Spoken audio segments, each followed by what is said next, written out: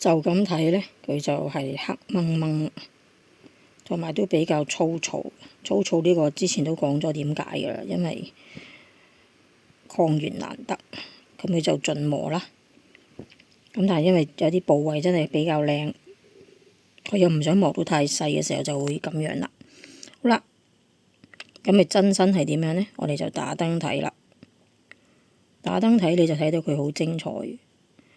咁所以如果佢淨係攞咗呢個部分呢，即係中間上邊呢個部分呢，佢嗰個吊嘴就會好靚仔。咁但係側邊嗰啲就會犧牲咗啦。咁所以有時睇下你對原礦嗰個接受度咯。所以我其實好欣賞呢個師傅，就係即係打磨切割呢個師傅，就係佢盡留啦，留到幾多就幾多啦。的確係嘅，如果佢淨係攞最靚嗰忽呢，佢可能賣得仲貴過呢成整件嘅。即係水晶世界就係咁啦，佢攞到最靚嗰忽俾你，其實周邊嗰啲地方佢唔收你錢咩？佢一樣收你錢嘅啫嘛，只不過你唔知啫嘛。睇下呢個位，呢個位都係好多針針㗎，係咪先？咁但係因為佢整件係比較粗糙嘅，呢個亦都係事實嚟嘅。咁所以睇下你個取捨咯，因為佢去到咁大嘅時候，你把玩上都比較容易啲咯。即係如果得個嘟位，即係2-3 cm 咁，你咪做個吊嘴仔咯。真係嘅，做個吊嘴仔唔代表佢會平咗俾你嘅，絕對係唔會嘅。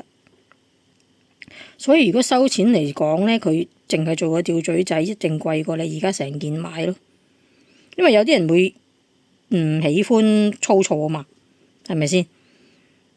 雖然好多客我都話俾我聽，佢哋中意原礦 feel 咯，因為佢知道整件嘅生長係點樣嘛。嗱，底邊嗰度底下嗰度你睇翻佢水晶還水晶，礦物還礦物，即係你睇到佢個生長嗰個方式啊、形態係點樣咯。佢唔會，亦都唔會一定係成件都係有內含物咯，即係會同個水晶喺埋一齊咯。即係底部係白水晶啦，有機會係茶晶啊、紫晶嗰啲啦。咁跟住你見到嗱個針針，佢唔係淨係黑啦，佢有紅啦，有啡啦嚇，微紫咁樣咯。即係呢個就係話俾你聽，佢個原礦因為難得嘅時候，所以佢個選擇就係咁去切割打磨啦。咁亦都有我呢啲咁奇特嘅人去接受佢呢個取捨咯。咁睇下你係咪奇特嘅人，覺得原礦緊要過完美咯。係啦，好啦，拜拜。